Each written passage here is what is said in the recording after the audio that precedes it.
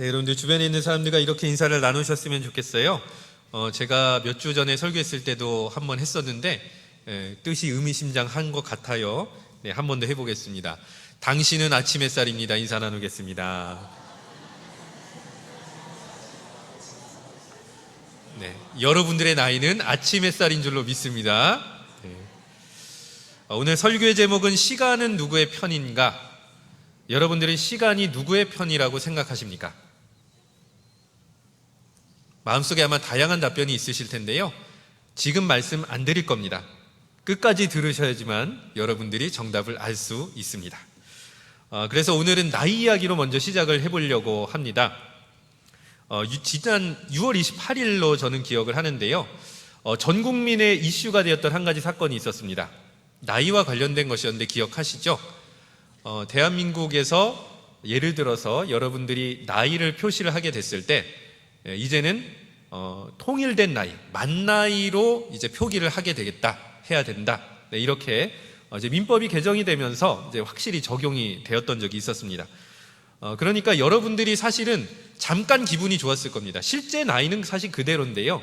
여러분들이 표기하는 나이만 만 나이로 맞춰졌기 때문에 우리가 소위 얘기하는 한국식 나이에서 1살 내지는 2살을 빼고 이제 적게 되는 것이기 때문에 어찌되었든 실제 나이가 줄어든 건 아니어도 내 쓰는 나이가 줄어들면 좋은 거 아니겠습니까? 네, 그래서 저도 지금 아직 41인데요. 네, 한국식 나이로 43이지만 어찌되었든 네, 줄어든 거 그 자체가 좀 전 국민에게는 좀 큰 기쁨을 주었던 것 같습니다. 저는 이 사건을 한번 좀 이렇게 지나게 되면서 지금 이 시대 사람들도 나이에 대해서 참 민감하구나. 또 한편으로는 얼마나 많은 사람들이 장수, 사실 조금 더 따지고 보면 무병장수겠죠. 병 없이 오래오래 사는 일에 대해서 얼마나 많은 사모함을 품고 살아가는지를 다시 한번 깨닫게 되었습니다. 우리가 잘 알고 있는 것처럼 의학도 발전되고 위생의 관념도 많이 개선이 되면서 지금 평균 연령은 계속해서 전 세계적으로 상승하고 있는 것이 추세입니다. 그러다 보니까 무병장수 중에서 무병은 아직까지는 퀘스천 마크지만 장수라는 점은 어느 정도 달성 가능하지 않느냐, 네, 이런 이야기가 오고 가고 있는 거죠. 이런 한국 땅에서도 이 무병장수 트렌드를 반영한 유명한 노래가 또 한 곡 있었죠. 여러분들 기억하실지 모르겠는데요. 가수 이혜란 씨의 무슨 인생? 몇 세 인생? 100세 인생.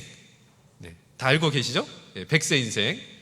자, 여러분들이, 저는 사실 이제 가요 쪽은 좀 약한데 여러분들은 아마 대부분 알고 있을 것이라고 기대를 하면서, 자, 제가 한번 계속 질문을 던지면서 답을 보면 60세에 날 데리러 오거든 뭐라고 대답을 해야 되죠? 젊어서 못 간다 해라. 자, 70세에 데리러 오면 뭐라고 얘기해야 되죠? 할 일이 아직 많이 남아서 못 간다 해라. 자, 80세는요? 아직은 쓸만해서. 자, 90세입니다. 90세는 뭐죠? 알아서 갈 테니 재촉 좀 하지 마. 자, 100세는 좋은 날 좋은 시에 간다고 전해라. 언제 가든지 내 맘이다. 뭐 이런 뜻 아니겠습니까? 가사가 굉장히 유쾌하고 어찌 보면 이 무병장수를 추구하는 시대에, 그리고 장수라는 것이 어느 정도 현실이 되고, 사실 어찌 보면 주변의 지인들이 80세에 천국 가면은 80세는 조금 아까운 거 아닌가, 지금은 이제 그렇게 생각하는 시대가 되었지 않습니까? 이런 상황에서 그런 어떤 시대의식을 적절하게 반영한 가사인 것 같습니다. 근데 한편 기독교인의 입장에서 보면은 이 100세, 내가 원하는 날 가겠다라고 하는 이 고백이 기독교적이지 않을 수도 있습니다. 기독교인의 고백은 무엇이죠? 하나님 부르시면 버티는 겁니까? 안 가겠다고 떼쓰나요? 네, 부르시면 그냥 아멘하고 가는 거지 않습니까? 지금 이 시대 사람들, 지금 현대인들의 마음속에 시간에 대한 의식을 한번 꼬집어 볼 수도 있을 것 같아요. 어떤 이야기냐면, 시간이 내 편이라고 생각하는 사람의 태도가 어느 정도 반영이 되고 있다는 거죠. 내가 정해야 되고, 내가 이 시간에 이렇게 써야 되고, 심지어는 내가 가는 날도 내가 정했으면 좋겠다 라고 하는 현대인의 시간에 대한 태도와 의식이 반영된 것일 수도 있다는 겁니다. 자, 그러면 모든 사람들이 과거에서부터 이렇게 생각을 했을까요? 그렇지는 않을 것 같습니다. 한 가지 이야기를 들려드릴 텐데요. 근동 역사에 관심이 있으신 분이라면 들어보았을 굉장히 유명한 문학 작품이 있습니다. 길가메시 서사시라고 합니다. 굉장히 오래되어서 이 시대적인 배경이 최소 현대를 기준으로 5,000년 전 혹은 그 이상을 배경으로 하는 굉장히 오래된 고대 수메르인의 서사시다라고 보시면 되겠습니다. 굉장히 이야기가 길기 때문에요, 제가 전부 다 요약을 해드릴 수는 없고 중요한 포인트를 한 가지 말씀을 드리려고 합니다. 일단 길가메시 서사시에서 길가메시가 주인공 이름입니다. 그리고 이 사람은 어떤 사람이냐면 고대 우르크라고 불리는 도시의 군주였습니다. 지도자였던 거죠. 나이가 젊었고요, 에너지가 넘쳐서 혈기왕성했기 때문에 사고뭉치처럼 여기저기 문제를 일으키고 다녔습니다. 그러다가 우연치 않은 기회에 친구를 한 명 만나게 됩니다. 좀 특별한 친구인데 하여튼 뭐 다 이야기를 생략을 하고요. 이름이 엔키두입니다. 그래가지고 서사시의 전반부의 내용이 뭐냐 요약을 하면은 길가메시와 엔키두의 우정과 모험담이 되겠습니다. 자, 그런데 이게 전반부니까 후반부가 있겠죠? 자, 그러면 이 모험이 어떻게 끝나느냐? 예상하지 못하게 끝나는데요. 엔키두가 신의 진노를 받아서 목숨을 잃어버립니다. 자, 그렇게 중간 지점에서 친구를 길가메시가 잃어버리게 된 거죠. 자, 그런 다음에 여기서 이야기가 끝나지 않습니다. 정말 독특하게도요, 장르가 바뀌어버립니다. 장르가 어떻게 바뀌냐면요, 죽음이 곧 나에게도 닥쳐올 수 있겠구나. 내가 어떻게 하면 영원히 살아갈 수가 있지? 영생이라는 것을 찾아 나서는 종교 이야기로 갑자기 이야기가, 장르가 바뀌어 버리는 것이죠. 왜 이런 생각을 했을까요? 영원할 거라고 생각했던 우정이 갑자기 끊어졌기 때문이죠. 내가 제일 사랑했던 친구를 잃어버렸기 때문이죠. 죽음이라는 것이 현실로 다가왔기 때문이죠. 그래서 모험담, 활기찬 모험담이 갑자기 종교 이야기로 바뀌어 버렸다라고 하는 것이죠. 자, 그럼 길가메시가 깨달은 시간의 실체는 무엇일까요? 내 편이 아니구나. 시간은 내 편이라고 생각해서 열심히 모험하고 다니고 친구랑 우정을 하고 다니고 여기도 다니고 저기도 다니고 열심히 시간을 그렇게 다 사용하고 봤는데 그 시간에는, 내가 사용할 시간에는 끝이라는 게 있겠구나. 시간은 내 편이 아니겠구나. 바로 그 시점부터 영생을 향해 찾아 나서는 것이 길가메시 서사시의 후반부가 되겠습니다. 자, 여기서 우리가 알 수 있는 한 가지 사실이 있습니다. 사람은 시간의 주인이 아닙니다. 혹시라도 그렇게 생각하신다면 굉장히 큰 착각일 것입니다. 사람은 시간의 주인이 아니라 시간에 매여 있습니다. 이것이 사실입니다. 하나님의 사람 모세조차도 이것을 분명히 알고 있다는 것을 오늘 본문이 이야기를 하는 것이죠. 오늘 본문은 10절로 시작하게 되는데 공동 번역이 조금 더 매끄럽고 실감나게 번역하고 있기 때문에 개역개정을 읽은 후에 공동 번역도 같이 화면을 보시고 읽도록 하겠습니다. 먼저 개역개정입니다. 우리의 연수가 70이요 강건하면 80이라도 그 연수의 자랑은 수고와 슬픔뿐이요 신속히 가니 우리가 날아가나이다. 자, 다음은 공동 번역으로 10절을 읽겠습니다. 인생은 기껏해야 70년, 근력이 좋아야 80년, 그나마 거의가 고생과 슬픔에 젖은 것, 날아가듯 덧없이 사라지고 맙니다. 정말로 찬물을 끼얹는 듯한 말씀이 되겠습니다. 그런데 모세는 120세를 살면서 시간을, 나이를 이렇게 알고 이렇게 느꼈다라고 하는 겁니다. 자, 그런데 이 10절의 말씀을 보면은 시간과 나이가 어떤 상관관계를 갖고 있는지 세 가지 특성을 우리는 찾아볼 수가 있다는 점이 중요할 것 같습니다. 첫 번째 특성은 무엇이냐면 조건성이 되겠습니다. 자, 우리 본문의 첫 부분에 보면은 강건하면 80이라도, 공동번역은 근력이 좋아야 80년. 자, 무슨 뜻일까요? 오래 살려면 건강이라는 조건이 갖추어져야지만 오래 사는 겁니다. 그냥 오래 살 수는 없어요. 뭔가 조건이 붙어야 되는 거예요. 이 시간이라는 것이 사람들한테 공평하게 흐르는 것 같지만 장수하기 위해서는 무언가 조건이 충족되어야만 이 시간을 더 많이, 더 오래 살아낼 수가 있다는 거죠. 자, 두 번째 특성은 무엇이냐면 보편성이 되겠습니다. 그런데 좋은 보편성이라고 보긴 좀 어려울 수도 있어요. 자, 보시면 본문에 이렇게 나와 있어요. 연수의 자랑은 수고와 슬픔뿐이다. 그 다음에 공동 번역을 보면은요, 그나마 거의가 고생과 슬픔에 젖은 것이다. 고생하고 슬픔이 있는데, 수고와 슬픔이 있는데 시간이라는 선을 딱 하고 그어 보면은 점이라는 게 연속되어 있을 텐데요, 이 대부분의 점이 뭘로 찍혀 있냐면요, 수고, 슬픔, 고생으로 찍혀 있다는 겁니다. 모세가 파악하고 있는 인생이 이런 거예요. 부인하기 싫어도 사실은 여러분들이 어느 때 잘할 수 있겠습니까? 5명이나 10명이 모여서요, 나 이렇게 고생했어요 이렇게 자랑하잖아요. 그러면은 많은 사람들이 그 이야기를 듣고 나도 그런데 라고 대답을 합니다. 생각보다 고생에 대한 경험과 슬픔에 대한 경험과 수고에 대한 경험을 인류가 보편적으로 갖고 있다는 거예요. 여기 계신 분들도 마찬가지일 겁니다. 자, 마지막으로 세 번째 특성은 무엇이냐면 휘발성이 되겠습니다. 자, 그래서 본문을 다시 한번 보면 개역개정에 신속히 가니 우리가 날아간다라고 되어 있고요, 공동번역에 보면은 날아가듯 덧없이 사라지고 만다. 여기서 지나가는 시간의 발목을 붙잡을 수 있는 사람이 있으신가요?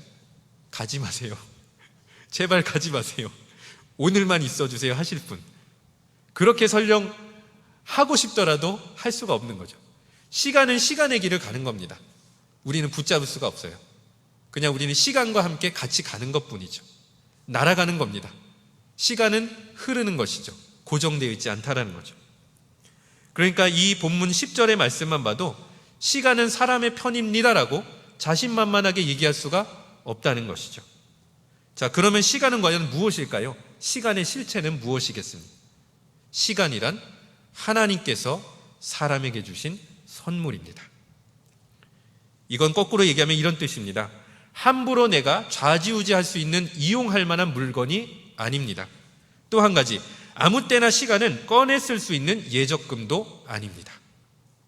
주어진 선물이기에 소중히 다뤄야 하고 충실히 살아내야 된다는 것, 이것이 모세가 시간을 향해서 갖고 있었던 태도였던 것입니다. 그렇기 때문에 어찌 보면 이 시간에 대해서 내가 갖고 있는 태도가 그 사람이 겸손한 사람인지 교만한 사람인지를 대변할 수도 있을 것입니다.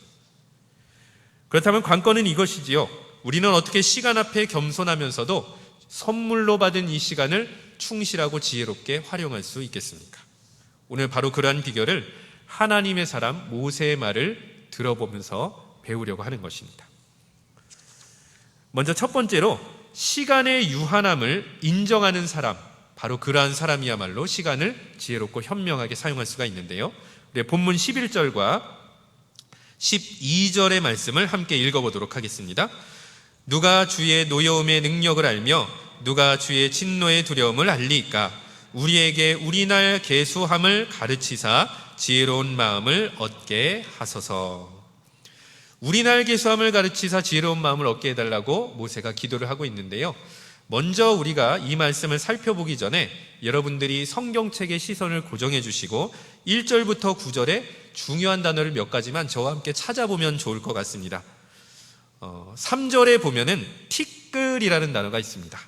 그 다음에 4절에 보면은 밤의 한순간, 5절에 보면은 아침에 돋는 풀, 6절에 보면은 시들어 마르는 꽃, 이렇게 되어 있습니다. 다 다른 의미를 가진 단어지만 공통점이 있어요. 뭔가 짧고 소멸되고 유한하다는 점을 대변하는 단어죠.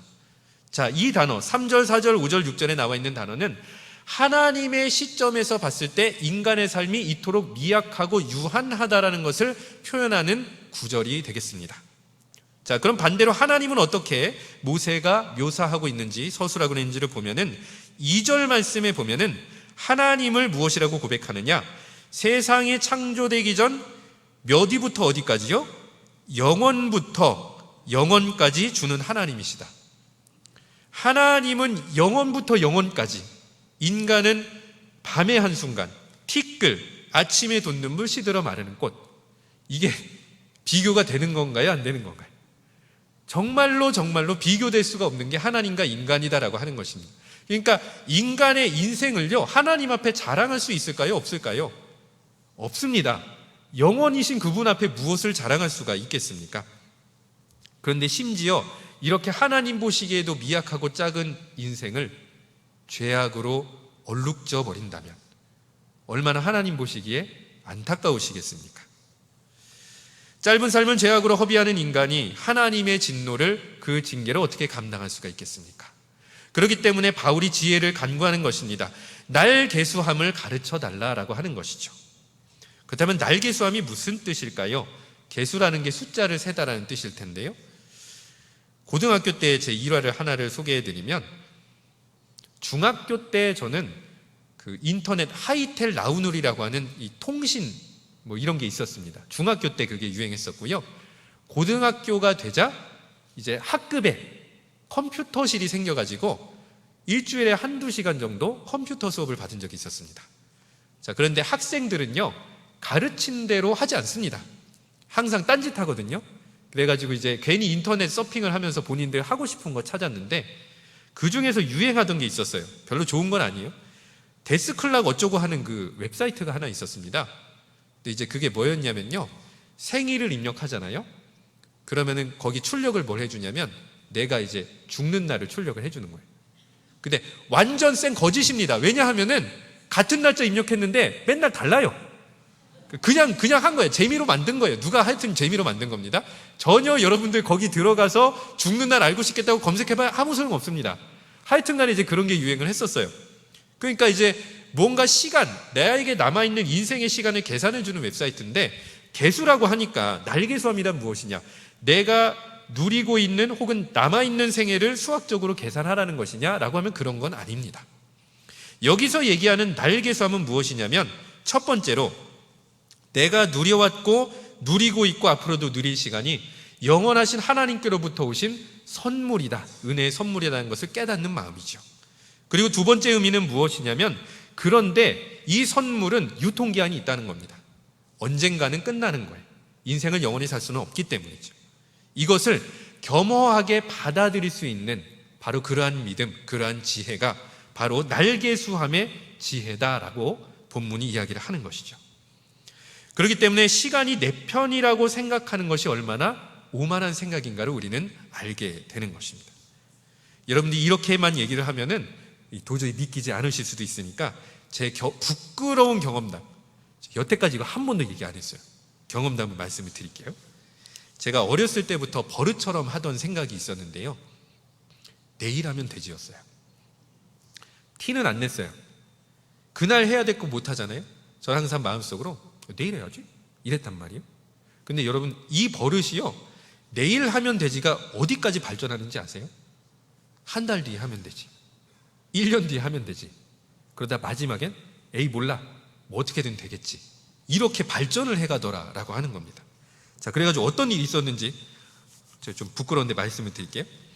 그 대한민국이라면 군대를 전역하고 나면 어디를 의무적으로 가야 되냐면 예비군 훈련을 가야 되는데요, 예비군 훈련을 참석을 하지 못하면 국가가 사정이 있어서 못 온 줄 알고 1차 못 오면 2차 해주고 2차 못 오면 3차, 4차 해줍니다. 제가 어떻게 생각을 했냐, 다음에 가야지, 2차 때 다음에 가야지, 3차 때 다음에 가야지 했다가 벌금을 낸 적이 있었습니다. 네, 돈을 써서 그 해에 제가 예비군 훈련을 마무리를 지어버렸어요. 네, 여러분들 예수 믿기 전의 이야기라 제가 말씀을 드린 것이지만, 어찌되었든 시간이 유한하다라고 하는 것, 시간은 반드시 흘러가고 다시는 붙잡을 수 없다라는 것을 저는 몰랐던 것 같아요. 그러니까 저는 그때 제가 교만하다는 것을 나중에 신앙생활을 하고 나서야 저는 깨닫게 되었던 것이죠. 여러분들, 시간의 유한함을 깨닫는 사람, 그리고 그것을 겸허하게 받아들이는 사람은 사실은 신앙 안에서, 믿음 안에서 위대한 일을 감당할 수도 있습니다. 제 경험담이 아니라 이건 다른 분의 경험담입니다. 말씀을 드리겠습니다. 우리나라의 선교 역사를 혹은 한국교회사를 연구하는 사람들이 반드시 한 번은 거쳐나가게 되는 굉장히 중요한 학자가 한 명 있습니다. 라투렛이라고 하는 중요한 선교학자인데요, 이분이 19세기를 일컬어서 무엇이라고 별칭을 붙였냐면 선교의 위대한 세기다, 이렇게 했습니다. 기독교 역사상 가장 많은 선교사가 가장 많은 민족을 접촉했고 가장 많은 사람들에게 복음을 전했던 세기였기 때문입니다. 그런데 이 선교사들이라고 하면은 우리가 훈련받은 매우 노련한 선교사들이 이런 일을 하지 않았을까 싶은데요. 위대한 선교의 세계를 이끌었던 그룹 중에 하나가 무엇이냐면 학생 자원 운동이라고 하는 걸 통해서 선교사로 자원하였던 대학생 그룹이었습니다. 이들의 슬로건은 이랬습니다. 이 세대 안의 세계를 복음화하자라고 하는 거였죠. 그래가지고 대학교를 졸업하고요, 자기는 평생 동안 들어보지도 못하고 가보지도 않았던 많은 나라 민족들에게 복음을 전하려고 짐 싸서 떠났습니다. 자, 그러면 이들이 왜 이렇게 동기부여가 돼서 나아갔을까요? 사실 그들의 젊음을 생각하면 훨씬 더 좋고 자기 인생에 유익한 일을 할 수도 있지 않았겠습니까? 학자들이 분석하기로는 이 세대만큼은 종말론적인 신앙이 강했다라고 얘기를 합니다. 주님이 곧 오실 것인데, 그리고 내 인생은 유한한데 예수님의 지상명령에 순종하여 온 세상에 빨리 복음을 전해서 예수님의 재림을 맞이하자, 세상의 변화, 새 하늘과 새 땅이 임하는 것을 보자라고 하는 확신이 그 여느 때만큼보다 강했다라고 하는 것이죠. 그러니까 우선순위가 뒤바뀌어 버린 겁니다. 그러면 내가 진짜 무슨 일을 해야 되지? 먹고 사는 거? 아니, 더 중요한 것은 복음 전하는 거. 그러니까 20대의 나이에 선교지로 나아갔던 것이죠. 그리고 이 헌신의 물결의 마지막 파도를 타고 누가 오셨다고요? 언더우드 선교사님이요. 20대 때 오셨잖아요. 이 선교의 위대한 세기가 낳은 기적의 한 사람이 언더우드 선교사님, 조선 선교였다라고 하는 것이죠. 내 것이라고 여겼던 시간을 하나님의 일을 위해서 바칠 때 위대한 역사가 일어나는 것 아니겠습니까?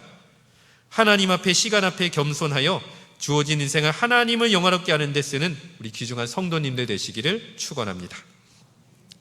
또 한 가지, 우리에게 주어진 시간을 현명하고 지혜롭게 쓰기 위해서는 하나님의 채우심을 기대해야 되는 것입니다. 우리 본문 13절과 14절의 말씀 우리가 한 목소리로 읽어보겠습니다. 여호와여 돌아오소서, 언제까지니이까? 주의 종들을 불쌍히 여기소서. 아침에 주의 인자하심이 우리를 만족하게 하사 우리를 일생 동안 즐겁고 기쁘게 하소서. 오늘 모세가 기도하는 기도 제목이 나오는데요, 일생 동안을 걸고 기도하고 있어요. 당장 내일도 아니고 한 달 뒤도 아닙니다. 일생 동안, 어찌되었든 우리의 인생이 수고와 슬픔뿐일지라도 그럼에도 불구하고 주님께서 우리와 함께 하셔서 이 일생 동안을 즐겁고 기쁘게 하여 달라고 간구하고 있는 것이죠. 13절과 14절뿐만이 아닙니다. 우리가 눈으로 조금만 확인해 보면은 이 기도의 제목 마지막, 그러니까 각 13절부터의 9절의 마지막 부분이 기도의 제목이에요. 동사거든요. 13절은 긍휼히 여기소서, 14절과 15절에 기쁘게 하소서, 16절은 나타내소서, 17절은 견고하게 하소서. 전부 다 기도 제목이에요. 근데 무엇을 기도했죠? 긍휼과 용서를 위해서, 행복과 즐거움을 위해서, 하나님의 임재와 영광을 위해서, 형통함을 위해서, 모든 영적인 생활과 물리적인 생활, 내 삶의 모든 것을 놓고 하나님께서 채워주시기를 기도하고 있는 건데요, 여러분들 생각해 보면은 긍휼이나 행복이나 임재나 영광이나 형통이나 모든 세상 사람들이 이것을 얻기 위해서 시간을 쓰고 분투하고 있어요. 예수를 믿지 않는 사람도 마찬가지예요. 이것을 위해서, 이것을 얻기 위해서 살아가고 있는 겁니다. 그럼 모세는 이걸 왜 기도했을까요? 이런 것조차도 하나님이 주시는 선물이니까 모세는 기도한 것이죠. 모세의 절실한 마음을 대변하는 구절 하나를 더 볼 텐데요, 우리 15절 말씀을 함께 읽어보도록 하겠습니다. 우리를 괴롭게 하신 날수대로와 우리가 화를 당한 연수대로 우리를 기쁘게 하소서. 자, 여러분들, 모세가 아까 인생이라는 것의 본질을 수고와 슬픔이라고 표현을 했는데요, 그럴지라도 무엇이라고 얘기하냐면 하나님께서 괴롭게 하신 날과 우리가 화를 당한 그 연수대로, 그 얼마나 많겠어요. 그러나 그 연수대로 기쁘게 하여 달라고 다시 탄원을 하고 있는 것이죠. 도대체 이 구절에는 어떤 비밀이 숨겨져 있는 걸까요? 인생의 역설 한 가지, 괴로움과 고난을 피해갈 수 없다는 것 여러분들이 잘 알고 있을 것입니다. 피하기를 바라지만 쉽지는 않습니다. 믿음의 조상들 중에 한 사람을 예로 들어볼게요. 야곱이라는 사람. 야곱이 나이가 들어서 이제 요셉의 초대에 응해서 애굽으로 내려간 다음에 바로 이집트의 최고 통치자와 면담을 합니다. 연세가 얼마나 되세요라고 물어보니까 본인의 인생을 요약해서 표현을 하는데요, 크게는 두 가지 내용이었어요. 첫 번째 무엇이냐면 조상의 나그네 길의 연조에 미치지 못했다. 우리 부모나 조부모보다 우리 조상보다는 내가 장수한 것은 아니다라고 하는 거죠. 인생이 짧았다는 겁니다. 그 다음에 두 번째, 험악한 세월을 보냈다 이렇게 얘기를 하거든요. 영어 성경으로는 무엇이라고 번역이 되어 있냐면, 여러분들 두려워하지 마시고 굉장히 쉬운 단어로 번역이 됐습니다. 화면을 보시죠. 네, 하나 더 보여주세요. difficult랑 hard로 되어 있어요. 무슨 뜻이냐면 어렵고 힘들다는 뜻이지 아니겠습니까? 그러니까 바로 앞에서 뭐라고 얘기한 거냐면요, 내 인생이 조상에 비해서 그렇게 길지 않았는데 그 인생이 어떠했냐? 어려웠다, 힘들었다, 이 얘기를 지금 하는 겁니다. 자, 그럼 여러분들 야곱의 인생을 요약해 보면요, 괴로움과 고난으로만 가득 차 있었나요? 우리가 돌이켜 한번 살펴보도록 합시다. 형의 핍박 때문에 고향을 등지고 노숙하고 있었습니다. 베델에서 돌베개를 베고 있었죠. 무슨 일이 일어났죠? 하나님께서 계시하셔서 약속을 주셨습니다.